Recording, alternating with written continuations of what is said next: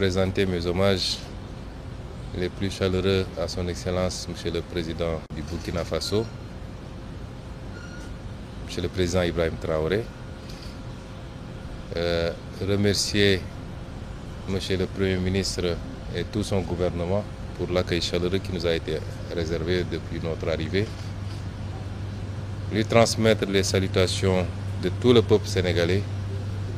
à la tête duquel son Excellence Monsieur le Président Bassirou Diomaye Diakhar Faye, qui a bien voulu autoriser cette mission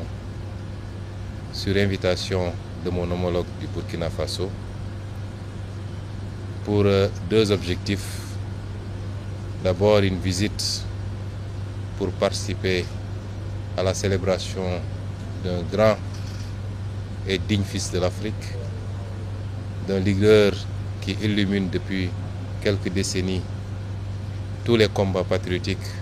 panafricanistes et souverainistes du continent, c'est-à-dire le regretté président Thomas Sankara, qui sera célébré demain à travers l'inauguration du mausolée qui lui est dédié, mais également une visite de travail avec mon homologue du Burkina sur un certain nombre de thématiques de coopération entre nos deux pays. Et c'est dans ce cadre-là que nous avons eu l'honneur d'être reçus par Monsieur le Président du Burkina Faso, qui nous a accordé un long entretien pendant lequel nous avons pu passer en revue un certain nombre de problématiques. D'abord sécuritaires, et je tiens au nom du président Bassirou Diomaye Faye à transmettre à tout le peuple burkinabé la solidarité du peuple sénégalais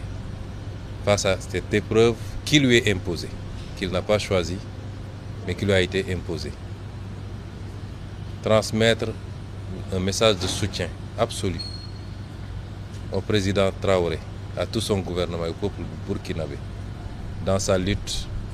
contre ce terrorisme qui lui a été imposé.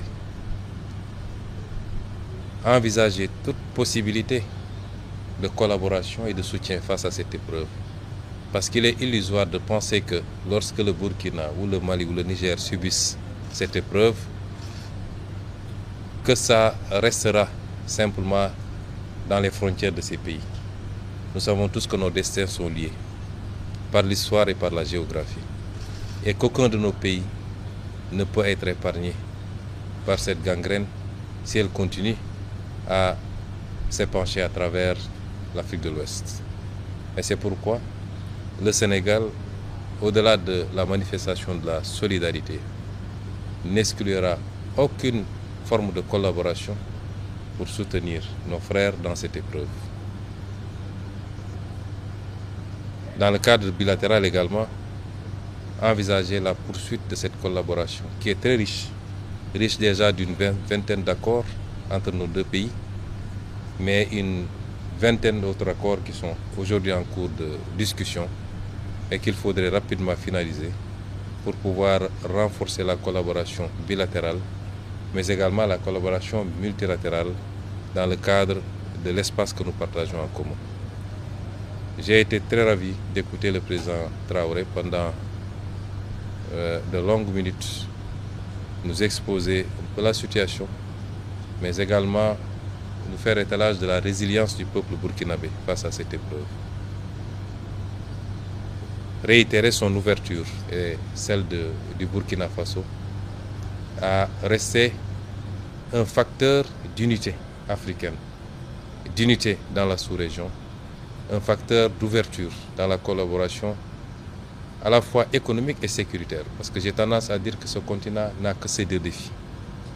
Et tout ce que nous devons faire doit tourner autour de cela. Évidemment, pour un pays comme le Burkina, le défi s'en trouve beaucoup plus important de devoir faire face aux exigences économiques qui sont des exigences pour tous les peuples, mais particulièrement les peuples d'Afrique,